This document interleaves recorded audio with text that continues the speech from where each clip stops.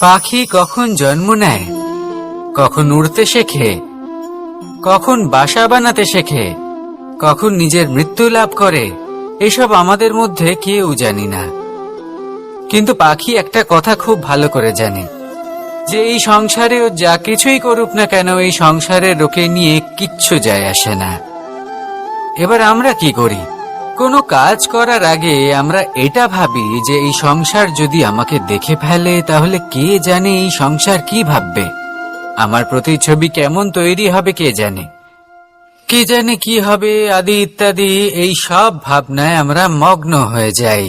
কিছুটা এমন ভাবে মগ্ন হই যে বর্তমানের কর্মের এই জীবনের যাত্রাপথে সেই সময়ের আনন্দ উপভোগ করতে ভুলে যাই। এবার দেখুন একটা পাখি কি করে, ওর কর্ম হলো গান গেয়ে চলা।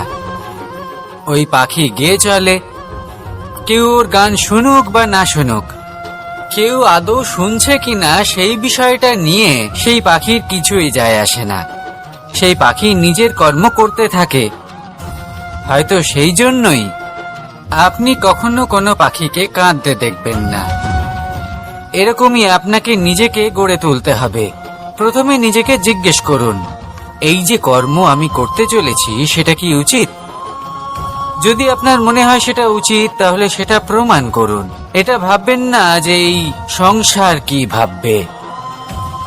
আসুন আর আমার সাথে ভালোবেসে বলুন, রাধা।